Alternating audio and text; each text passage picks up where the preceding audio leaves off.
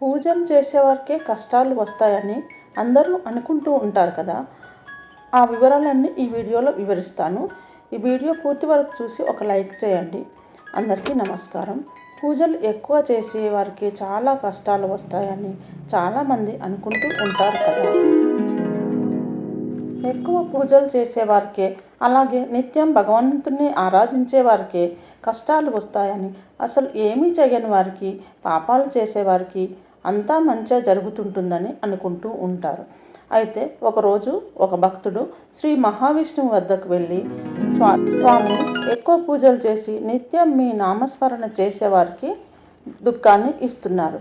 మీకు ఎప్పుడు దీపం కూడా పెట్టి అగరబత్తి వెలిగించని వారికి, మరియు ఏ దానం చేయని వారికి అంత మంచి సుఖాలు కలుగుతున్నాయి అని అప్పుడు అడగగా, శ్రీ మహావిష్ణువు ఇలా అన్నాడు. నీలాగా నారదుడు కూడా నన్ను ఒకసారి ఇలాగే ప్రశ్న వేశాడు. అప్పుడు నేను నారదుడితో, నారద, మన ఇద్దరము మానవ వస్త్రాలను ధరించి అలా భూలోకంలో సంచరించి వద్దామా అని అడిగాను. అప్పుడు నారదుడు సరే అన్నాడు. అప్పుడు శ్రీ మహావిష్ణువు మరియు నారదుడు ఇద్దరు కలిసి మానవ వస్త్రాలు ధరించి భూలోకంలో సంచరిస్తూ ఉంటాడు. అలా వెళ్తుండగా వాళ్ళకి ఒక పెద్ద భవంతి కనిపిస్తుంది. వారు అందులోకి వెళ్ళి అక్కడ ఉన్నటువంటి ఒక వ్యక్తితో, ప్రభు, మాకు బాగా ఆకలిగా ఉంది, తినడానికి ఏమైనా ఇస్తారా అని అడగగా, ఆ భవనం యజమాని ఒక వ్యక్తి బయటికి వచ్చి ఏమిటి అని అడిగాడు. అప్పుడు స్వామి ఇలా అంటాడు, మాకు బాగా ఆకలిగా ఉంది, తినడానికి ఏమైనా ఇవ్వగలరా అని అడిగారు.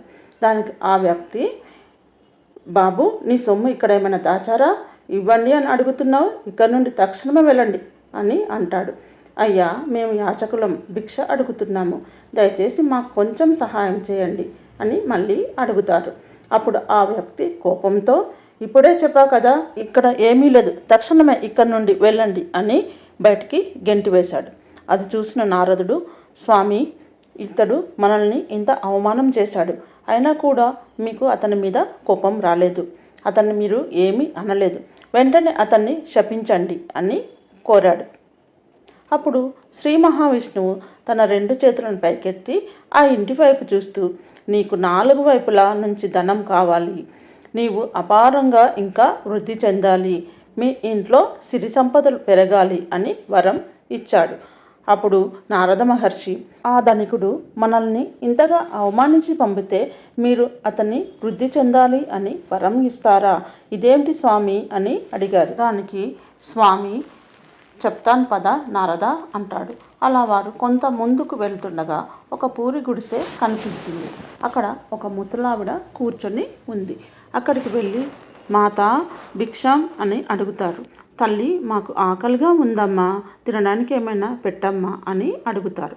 అప్పుడు ఆమె, స్వామి, మా ఇంట్లో తినడానికి అయితే ఏమీ లేదు, నాకు ఒక ఆవు ఉంది, సేవ చేసుకోవడం వల్ల అది నాకు రోజు పాలిస్తుంది, మీరు లోపలికి రండి అని వారికి ఆసనం వేసి కూర్చోబండి అని చెప్పి వారికి పాలు తాగమని ఇస్తుంది.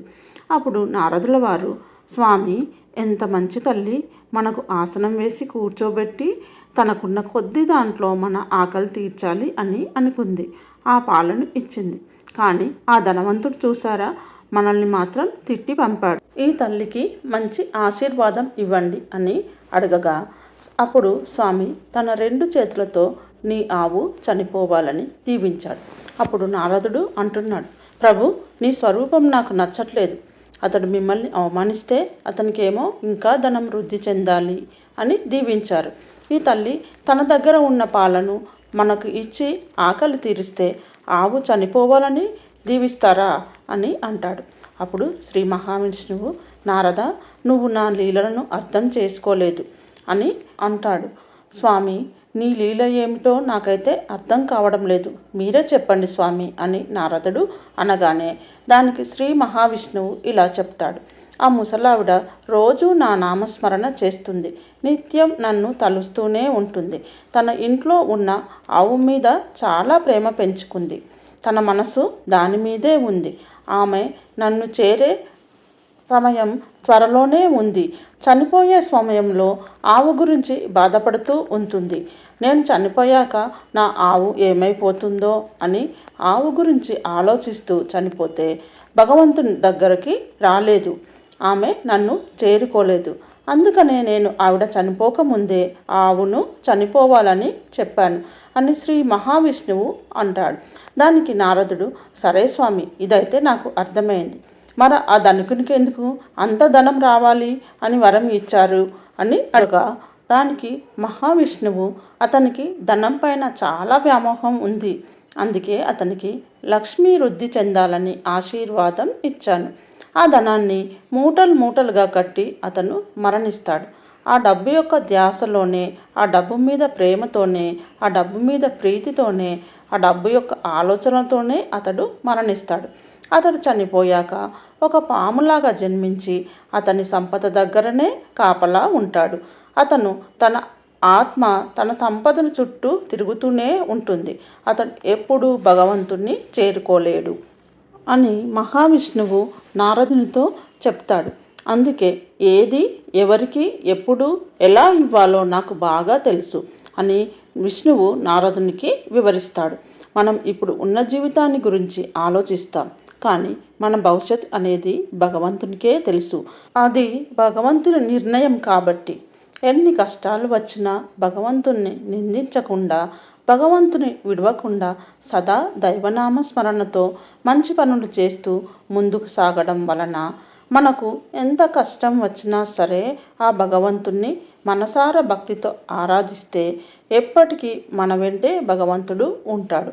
అందుకే భగవంతుడు నిర్ణయం ప్రకారం అంతా మంచి జరుగుతుందని భావించి సదా భగవన్నామ స్మరణ చేస్తూ కష్టాలు వచ్చినా కృంగిపోకుండా ఉండాలి. అలా అని డబ్బు ఉన్నప్పుడు భగవంతుణ్ణి ఎప్పుడూ నిర్లక్ష్యం చేయరాదు. దానికి తగిన ఫలితం జన్మ జన్మలకు అనుభవిస్తారు. ఈ కథ నచ్చిందని భావిస్తున్నాను. మరో మంచి కథతో మరో వీడియోలో కలుస్తాను. ఈ కథకు ఒక లైక్ చేసి మరో మంచి కథ కోసం ఛానల్ సబ్స్క్రైబ్ చేసుకోండి. Thank you for watching.